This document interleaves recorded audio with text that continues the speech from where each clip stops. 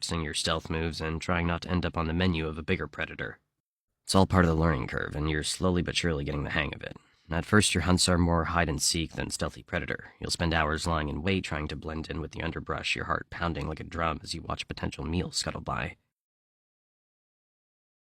Or get swept up by a much more experienced dragon. Show off. But when you finally nail that first successful hunt, it's like winning the lottery of lizards and rats. As you grow, so does your confidence. You're exploring further from your original tree, pushing boundaries, and generally acting like the reptilian version of a rebellious teenager. Each day you become a little more daring, a little more skilled, and a lot less likely to end up as someone else's dinner. But it's not all smooth sailing. Remember those siblings you escaped from at birth? They're still around, and now it's time for some good old-fashioned sibling rivalry. And the prize is, well, not dying. As you transition from Komodo teen to adulthood, you start to realize that the world is both bigger and smaller than you once thought. The island is vast, but it's also crowded with other dragons, each staking their claim to the best hunting grounds. It's time to find your own territory. Think of it like moving out of your parents' basement and into your first flat, except your parents never had a basement and your family's been trying to eat you this whole time. Finding territory is like trying to score the last available seat at a sold-out concert. It takes luck, strategy, and probably a scuffle or two.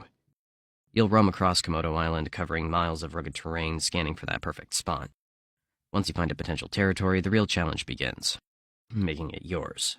Imagine walking for hours to find the perfect spot, only to discover that it's already been taken by a dragon twice your size.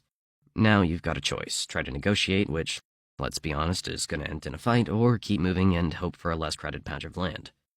Now that you've got your territory, and congrats by the way, it's time to settle into the daily routine of a full-fledged Komodo dragon. Your schedule's a mix of hunting, patrolling, and catching up on sleep. Lots and lots of sleep.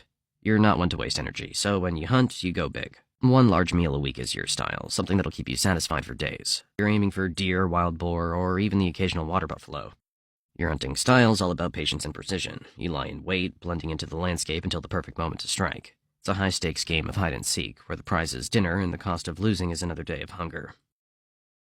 But when you do succeed, it's worth the wait. You'll feast like a king and then slip into a food coma that'll make a Thanksgiving nap look like a quick power snooze. As you reach full maturity at around 7 to 10 years, you start taking extra notice of other female Komodos roaming around. That's your urge to make kicking in.